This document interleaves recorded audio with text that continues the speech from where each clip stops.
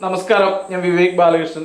ഗായകൻ MG ശ്രീകുമാറിനെ ഫ്ലവേഴ്സിന്റെ top സിംഗറിന്റെ judging പാനലിൽ നിന്ന് മാറ്റിയിരിക്കുന്നു എന്നതാണ് ഒരു വാർത്ത വരുന്നത്.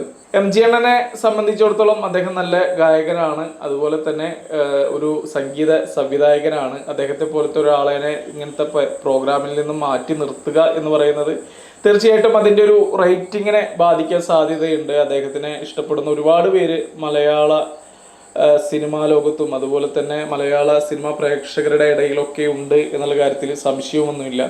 പക്ഷേ ഇത്തരത്തിലുള്ള ഒരു ഡിസിഷൻ ഈ ടോപ്പ് സിംഗറിൻ്റെ അധികൃതർക്ക് എടുക്കാൻ തോന്നിയതിൻ്റെ ഒരു ഛേദോവികാരം എന്താണെന്ന് ചോദിച്ചാൽ, അദ്ദേഹത്തിൻ്റെ ഈ കുറേ എപ്പിസോഡുകളായിട്ട് നമ്മൾ കണ്ടുവരുന്ന മത്സരാർത്ഥികളോട് ഒരു കാണിക്കുന്ന ഒരു വിവേചനത്തിന്റെ ഭാഗമായിട്ടാണ് MG ശ്രീകുമാറിനെ പുറത്താക്കിയത് എന്നാണ് ഒരുപാട് പേര് പറയുന്നത്. MG അണ്ണനെ തിരിച്ചെടുക്കാൻ വേണ്ടി ഒരുപാട് പേര് വേറെയും കുറെ ശ്രമങ്ങൾ നടത്തുന്നുണ്ടെന്ന് പറയുന്നുണ്ട്. എന്നാൽ MG ശ്രീകുമാർ ഇനി ഞാൻ ഒട്ടും തന്നെ ആ ഒരു പ്ലാറ്റ്ഫോമിലേക്ക് ഇല്ല എന്നും കൂടി അറിയിച്ചതായിട്ടും കേൾക്കുന്നു. എന്തായാലും ജഡ്ജിംഗ് പാനലിൽ ഇരിക്കുന്ന ആളുകൾ ഈ മത്സരാർത്ഥികളായ കുട്ടികളോട് വിവേചനം കാണിക്കുന്നു എന്ന് പറയുന്നത് വലിയ വിഷമമുള്ള കാര്യമാണ്. അത് പല ഈ പ്രോഗ്രാം കാണുന്ന പല മലയാളികൾക്കും അത് മനസ്സിലാവും. ഇപ്പോൾ ലാസ്റ്റ് ഒരു കുട്ടി വിജയിച്ച് അവർക്ക് സമ്മാനം കൊടുക്കുമ്പോഴും ഒക്കെ MG അണ്ണന്റെ ഭാഗത്ത് വലിയൊരു വീഴ്ച വന്നിട്ടുണ്ട് എന്നാണ് സാധാരണക്കാരായ പ്രേക്ഷകർ എല്ലാം തന്നെ പറയുന്നത്. അദ്ദേഹം ചെയ്യുന്നത് വളരെ മോശമായ കാര്യമാണ്, അഹങ്കാരം കൂടുതലാണ് എന്നൊക്കെ അദ്ദേഹത്തെ കുറിച്ച് പറയുന്നുണ്ട്. സ്വാഭാവികമായിട്ടും ഒരു ജഡ്ജിംഗ് പാനലിൽ ഇരിക്കുന്ന ഒരാൾക്ക് അറിവ് തീർച്ചയായിട്ടും ഉണ്ടായിരിക്കും. ഏതൊരു പ്രോഗ്രാമിനാണോ അവർ ജഡ്ജി ആവുന്നത്, അപ്പൊ ആ കാര്യത്തെക്കുറിച്ച് വ്യക്തമായ ധാരണയും ബോധവും ഉള്ളത് കൊണ്ടാണ് അവരവിടെ ജഡ്ജി ആവുന്നത്. എന്നാൽ MG ശ്രീകുമാറിനെ പോലെയുള്ള ആളുകൾ അങ്ങനെ ഇരുന്ന് ഇത്രയും കാലമായിട്ട് കുട്ടികൾക്ക് നല്ല കാര്യങ്ങൾ പറഞ്ഞു കൊടുക്കുകയും അതുപോലെ തന്നെ എങ്ങനെയൊക്കെ പാടണം, അതിന്റെ ടിപ്സ് എന്താന്നൊക്കെ പറഞ്ഞു കൊടുക്കുന്ന ഒരാളാണ് എങ്കിൽ പോലും ഇത്തരത്തിലുള്ള വിവേചനങ്ങൾ സാധാരണക്കാർക്ക് പോലും മനസ്സിലാവുന്നു എന്നുള്ള തരത്തിലേക്ക് അദ്ദേഹത്തിന്റെ പെരുമാറ്റം വന്നതിന്റെ പുറത്താണ് ഇത്തരത്തിലുള്ള ഡിസിഷൻ എടുക്കുന്നത്. ഇനി എനിക്ക് പറയാനുള്ളത്, ഈ നമ്മൾ ഇത്ര റിയാലിറ്റി ഷോകളിൽ ഒരുപാട് അമ്മമാര് കുട്ടികളായി വരുന്നു, അച്ഛന്മാര് കുട്ടികളായി വരുന്നു.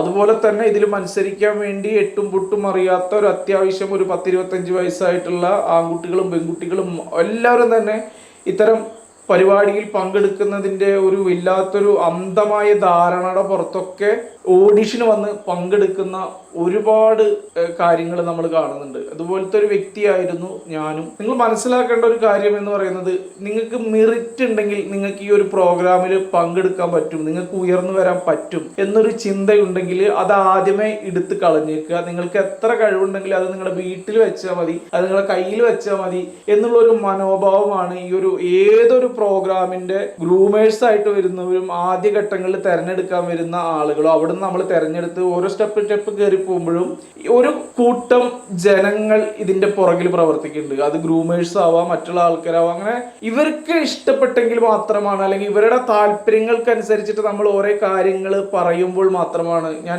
പാട്ടിനെ കുറിച്ചല്ല പറയുന്നത്, മറ്റ് റിയാലിറ്റി ഷോകൾ, കോമഡി അങ്ങനെ ഐറ്റംസുകളൊക്കെ വരുന്ന ഒത്തിരി പരിപാടികൾ വേറെ ഉണ്ടല്ലോ. അപ്പോൾ സോങ് ആണെങ്കിൽ നമുക്കൊരു ഇന്ന സംഭവം അവിടെ പോയി, ഇന്ന സംഗതി പോയി, അല്ലെങ്കിൽ ഇന്ന ശ്രുതി ചേർന്നില്ല എന്നൊക്കെ പറഞ്ഞിട്ട് അതിന് ടെക്നിക്കലായിട്ട് അതിൻ്റെ ഒരു വശമുണ്ട്. അപ്പോൾ അത് വ്യക്തമായി അറിഞ്ഞ് അതിലൂടെ സംസാരിച്ചാലും ആളുകൾക്ക് അത് മനസ്സിലാവും. പക്ഷെ ഇതൊക്കെ ഇതിൻ്റെ എല്ലാത്തിൻ്റെ ബേസ് എന്ന് പറയുന്നത്, നമുക്ക് ഒരു നല്ല ഹാൻഡുള്ള ഒരാൾ, ആരെങ്കിലും ആ പ്രോഗ്രാമിനുമായി ബന്ധപ്പെട്ട് ആ പ്രോഗ്രാമിൽ ശക്തമായ ഒരു സ്വാധീനമുള്ള ഒരാൾ ഉണ്ടെങ്കിൽ വളരെ സിമ്പിളായിട്ട് ഒരു 4-5 എപ്പിസോഡ് നമുക്ക് അതിനകത്ത് അടിപൊളിയായിട്ട് നിന്നു പോകാൻ പറ്റും എന്നുള്ളതാണ്. അല്ലാതെ മെറിറ്റ് ഉണ്ട് എന്ന് കരുതിയിട്ട് ഒരു തേങ്ങയും ഇത്തരം റിയാലിറ്റി ഷോകളിൽ സംഭവിക്കില്ല എന്നുള്ളത് പകൽ പോലെ സത്യമാണ്. അപ്പോൾ നിങ്ങൾ ചെയ്യേണ്ടത് അത്തരം ആളുകളുമായിട്ട് കണക്ഷൻ വരുത്തുക, അതിൻ്റെ ഒരു ആ രീതിയിൽ പ്രവർത്തിക്കാൻ ശ്രമിക്കുക, എന്നിട്ട് പരിപാടിയിൽ പങ്കെടുക്കാൻ ശ്രമിക്കുക. അങ്ങനെയൊക്കെ ആകുമ്പോൾ നിങ്ങൾക്ക് നല്ല രീതിയിൽ ഇതിൽ മുന്നേറാൻ പറ്റും. രണ്ടാമത്തെ കാര്യം എന്ന് പറഞ്ഞാൽ ഈ ഫ്ലവേഴ്സ് ടിവിയുടെ ഈ മറ്റുള്ള പരിപാടി, സിംഗേഴ്സിൻ്റെ കാര്യം എനിക്കറിയില്ല, മറ്റുള്ള പരിപാടികളിൽ ഒരു 10 വർഷം മുമ്പ് മുതൽ ഇങ്ങോട്ട്, അതായത് ഫ്ലവേഴ്സ് ചാനൽ സ്റ്റാർട്ട് ചെയ്യണ ടൈം മുതൽ എനിക്കറിയാവുന്ന കുറേ കാര്യങ്ങളുണ്ട്. നമ്മൾ അതിനകത്ത് പരിപാടി അവതരിപ്പിക്കാൻ പോകുമ്പോഴും അവിടെ നമ്മുടെ ജഡ്ജ് ചെയ്യാൻ ആദ്യം ഇരിക്കുന്ന ആളുകളും ഒക്കെ തന്നെ ഭയങ്കര ഊളത്തരങ്ങൾ കാണിക്കുന്ന ആളുകളാണ്. അവരേതോ ഒരു വലിയ എന്തോ ഒരു സംഭവം പോലെയാണ് ആ പരിപാടിയെ നോക്കിക്കാണുന്നത്. മാത്രമല്ല എന്താ പറയുക, ഒരു ദുഷ്ട ചിന്താഗതി അല്ലെങ്കിൽ നമ്മളെ ഒരു പോലീസ് മനോഭാവത്തിലൊക്കെയാണ് അവരവിടെ ഇരിക്കുക. ആദ്യഘട്ടങ്ങളിലൊക്കെ തന്നെ നമ്മൾ ചെയ്യുന്ന കാര്യങ്ങൾ ഒരു 100% ക്ലിയർ ആണെങ്കിലും ഇവരൊന്നും പറയില്ല. കാരണം ഇവർക്ക് ഇവരുടേതായിട്ടുള്ള ഒരു ആംഗിൾ ഉണ്ട്. ആ ആംഗിളിലൂടെ ഇവർ സഞ്ചരിച്ചെങ്കിൽ മാത്രമാണ് എത്ര പ്യൂറായിട്ട് നമ്മളൊരു കാര്യം അവതരിപ്പിച്ചാലും ഇവന്മാര് ജമ്മുണ്ടെങ്കിൽ അത് സപ്പോർട്ട് ചെയ്യില്ല. എന്നിട്ട് നല്ല ഒരു കാര്യത്തെ ഡൈവേർട്ട് ചെയ്ത് അതിനെ വളരെ മോശമായ ലെവലിലേക്ക് എങ്ങനെ കൊണ്ടുവന്നിട്ട് പെർഫോമൻസ് ചെയ്യാനായിട്ട് അവർ കോച്ചിങ് നൽകും. അതിലൂടെ വരുന്ന എന്താ പറയുക, ഒരു നാറിയ കോമഡി ഒക്കെയാണ് ഇപ്പൊ നമ്മള് ടെലിവിഷനിൽ ഈ കോമഡി പരിപാടികളിൽ, ഫ്ലവേഴ്സിന്റെ കോമഡി പരിപാടികളിലൊക്കെ കാണുന്നത് എന്നുള്ളതാണ് എനിക്ക് എൻ്റെ പേഴ്സണൽ അനുഭവം വെച്ചിട്ട് തോന്നിയിട്ടുള്ളത്. അല്ലാതെ നല്ല കാര്യങ്ങളെയോ അല്ലെങ്കിൽ നല്ല മെറിറ്റ് ഉള്ളവരെയോ ഒന്നും തന്നെ ഇവർ പ്രോത്സാഹിപ്പിക്കില്ല. ഇവരുടെ ഒരു ചട്ടക്കൂട് എന്ന് പറയുന്ന ഒരു സംഭവം, അല്ലെങ്കിൽ എന്താ പറയാ, ഇവരുടെ ഒരു കാഴ്ചപ്പാടുണ്ട്. ആ രീതിയിലൂടെ കോമഡി അപ്ലൈ ചെയ്താൽ മാത്രമേ നിങ്ങൾക്ക് രക്ഷയുള്ളൂ. അതാണ് കോമഡി. അല്ലാതെ നിങ്ങളുടെ കയ്യിലുള്ളതൊന്നും കോമഡി അല്ല എന്ന് പറയുകയും പ്രവർത്തിക്കുകയും ചെയ്യുന്ന ഒരു കൂട്ടം ഊള സമൂഹം ഈ ഫ്ലവേഴ്സ് ടിവിയിൽ ഇന്നും വർക്ക് ചെയ്യുന്നുണ്ട് എന്നതാണ് ഞാൻ മനസ്സിലാക്കുന്നത്. അപ്പോ അത്തരം കലാകാരന്മാരോടൊക്കെ പറയാനുള്ളത്, നിങ്ങൾ ആരുടെയും കാല് പിടിക്കാനോ നിങ്ങൾ ആരെയും കൂടുതൽ കഷ്ടപ്പെട്ട് ചാൻസ് ചോദിക്കാനോ നിൽക്കേണ്ട കാലങ്ങളൊക്കെ ഒരുപാട് അതിക്രമിച്ചു കഴിഞ്ഞു. ഇന്ന് അതിൻ്റെ ഒന്നും ആവശ്യമില്ല. നിങ്ങൾ ഫേസ്ബുക്കോ നിങ്ങളുടെ ഇൻസ്റ്റഗ്രാമോ നിങ്ങളുടെ യൂട്യൂബോ തുടങ്ങുക. അതിൽ നിങ്ങൾക്ക് ചെയ്യാൻ പറ്റുന്ന കാര്യങ്ങളൊക്കെ നിങ്ങൾ സ്വയം ചെയ്ത് അപ്ലോഡ് ചെയ്യുക. നിങ്ങൾക്ക് കഴിവുണ്ട് എന്നുള്ളത് ഇവിടുത്തെ മലയാളികൾ തിരിച്ചറിയുമ്പോൾ അവർ നിങ്ങളെ സപ്പോർട്ട് ചെയ്യുമ്പോൾ നോർമലി നിങ്ങൾ നിങ്ങളുടെ കഴിവ് തെളിയിച്ച് മുന്നേറിക്കൊണ്ടിരിക്കും. അല്ലാതെ ഇതുപോലത്തെ പരിപാടികളിലൊന്നും ചെന്നിട്ട് തലവെക്കാതിരിക്കുക, ജന്മം കളയാതിരിക്കുക. അപ്പോൾ ഫ്ലവേഴ്സ് ടിവിയിൽ തന്നെ മുമ്പ് കുട്ടികളുടെ പരിപാടി ഉണ്ടായിരുന്നു. അവരുടെ 2-3 വർഷമാണ് അവരുടെ പഠിപ്പാണ് ഒരു ചാനലിന് വേണ്ടി 10-25 കുട്ടികൾ നഷ്ടപ്പെടുത്തിയത്. അവർക്ക് പണം കൊടുത്തു എന്നാണ് പറയുന്നത്. ആ കാലഘട്ടങ്ങളിൽ അവർ സ്കൂളിൽ പോയി പഠിച്ച് ഉണ്ടാവേണ്ട ജീവിത അനുഭവങ്ങളൊക്കെ നഷ്ടപ്പെടുത്തിയിട്ടാണ് ഈ പൈസയും ബാങ്കിൽ ഇട്ട് കൊടുത്തിട്ടുണ്ട് എന്ന് ഈ ചാനൽ അവകാശപ്പെടുന്നത്. ഇത്രയും വലിയ ഊളത്തരം ഒരു ചാനലും വേറെ ചെയ്യില്ല. അവരുടെ ചാനൽ ഉയരാൻ വേണ്ടി, അവരുടെ റേറ്റിംഗും കൂട്ടാൻ വേണ്ടി ഈ കുരുന്നുകളെ തച്ച് പഴിപ്പിച്ച് പാട്ട് പാടിപ്പിക്കുകയും അവരുടെ സ്കൂൾ ജീവിതം നശിപ്പിക്കുകയും ചെയ്യുന്ന ഒരു പരിപാടിയാണ് ഈ ചാനലുകാർ ചെയ്യുന്നത് എന്നുള്ള കാര്യത്തിൽ ഒരു സംശയവുമില്ല. അപ്പൊ ഇത്തരം പരിപാടികളിൽ ഈ അവതരിപ്പിക്കാൻ പോകുന്നവർ അല്ലെങ്കിൽ ഇത്തരം പരിപാടിയിൽ പങ്കെടുക്കാൻ പോകുന്നവരൊക്കെ തന്നെ നിങ്ങൾ വലിയ രീതിയിലുള്ള ഇത്തരത്തിലുള്ള കാര്യങ്ങൾ മനസ്സിലാക്കണം. ആസിഫ് അലിയുടെ ഒരു പടത്തിൽ ശ്രീ ഇന്ദ്രൻ സേട്ടൻ ഒരു കാര്യം ചോദിക്കുന്നുണ്ട് അനുപമ പരമേശ്വരനോട്, അനുപമ എന്നല്ല, ആ ഒരു നടിയോട്, പേര് എനിക്ക് ഓർമ്മയില്ല, രാഗാചിത്രം എന്ന സിനിമയിലാണ് സംഭവം. അപ്പോൾ ആ സിനിമയ്ക്കകത്ത് ഈ നടിയോട് ഈ ഇന്ദ്രൻ ചേട്ടൻ ചോദിക്കുന്നുണ്ട്, മോളെ നിന്നെ ആരാണ് ഇറക്കിയത് എന്നുള്ളത്. അത് വലിയൊരു പ്രധാനമാണ്. നമ്മളെ ആരാണ് ഇറക്കുന്നത്, നമുക്ക് എവിടെയാണ് പിടിപാടുള്ളത്, നമുക്ക് ആരാണ് ഗോഡ് ഫാദർ ഉള്ളത് എന്നുള്ള രീതിയിലൊക്കെ ഇവന്മാര് ചെക്ക് ചെയ്യും.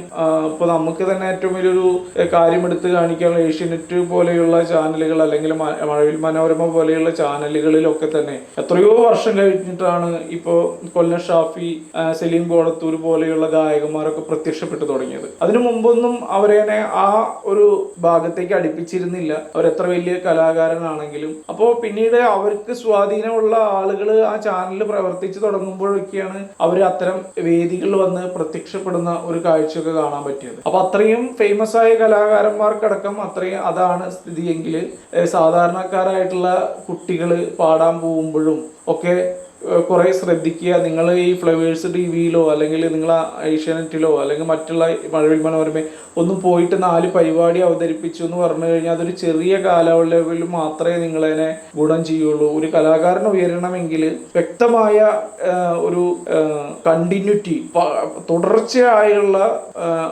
സാധകം അല്ലെങ്കിൽ തുടർച്ചയായുള്ള പ്രാക്ടീസിലൂടെ മാത്രമേയാണ് ഒരു കലാകാരന് വളരാൻ പറ്റുള്ളൂ. അപ്പോൾ നമ്മൾ ചിന്തിക്കേണ്ട വിഷയം, അല്ലെങ്കിൽ നമ്മൾ നമ്മുടെ കുട്ടികളെ കൊണ്ടുപോയി ഇത്തരം പരിപാടിയിലൊക്കെ കൊണ്ടുപോയി അവർ അവിടെ നിന്ന് വിജയിച്ചു വന്നില്ല, അല്ലെങ്കിൽ അവർക്ക് അവിടെ സെലക്ട് ആയില്ല എന്നൊന്നും പറഞ്ഞിട്ട് അവരെ കുറ്റപ്പെടുത്തരുത്. കാരണം അതിനകത്തൊക്കെ പല ഘടകങ്ങളും അടങ്ങിയിട്ടാണ് ഇവർ ഇത്തരം വേദിയിലേക്ക് കുട്ടികളെ ആണെങ്കിലും വലിയവരെ ആണെങ്കിലും കൊണ്ട് നിർത്തുന്നത്. അപ്പോൾ അതൊന്നും അവരുടെ കഴിവുകേടല്ല, മറിച്ച് ഒരു ഫാക്റ്റ് ഉണ്ട്, ഭാഗ്യം എന്നൊക്കെ പറയും. അങ്ങനെ ഭാഗ്യം കിട്ടുന്ന കുറച്ച് പേരെ ഉണ്ടാവുള്ളൂ. അതൊരു ഭാഗ്യമായിട്ടും കണക്കാക്കേണ്ടതില്ല. നമ്മൾ നമ്മുടെ വഴി വെട്ടി തെളിച്ച് മുന്നോട്ട് പോവുക എന്നുള്ളതാണ്. ഇത്രയും ചാനലുകളെ ഒന്നും എന്താ പറയുക, വലിയ സംഭവമായി എടുക്കാതെ നമ്മുടെ കഴിവ് നമ്മുടെ പ്ലാറ്റ്ഫോമിൽ തന്നെ നമ്മൾ നിരന്തരമായിട്ട് ചെയ്യുമ്പോൾ തീർച്ചയായിട്ടും ഒരു വലിയ ലെവലിലേക്ക് എത്താൻ പറ്റും.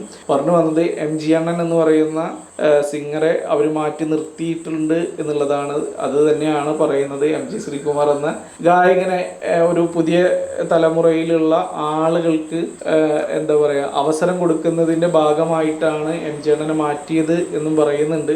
എന്തായാലും MG ശ്രീകുമാറിനെ സംബന്ധിച്ചിടത്തോളം അത് വലിയൊരു സംഭവമാവില്ല. അതുപോലെ തന്നെ ചാനലിനെ സംബന്ധിച്ചിടത്തോളം അത് വലിയൊരു സംഭവമാവാൻ പോകുന്നില്ല. എന്തായാലും എല്ലാവർക്കും നല്ലത് സംഭവിക്കട്ടെ, നല്ല കാര്യങ്ങൾ, നല്ല പ്രോഗ്രാമുകൾ ഇനിയും ഉണ്ടാവട്ടെ എന്ന് മാത്രം പറഞ്ഞുകൊണ്ട് നിർത്തുന്നു. നന്ദി, നമസ്കാരം.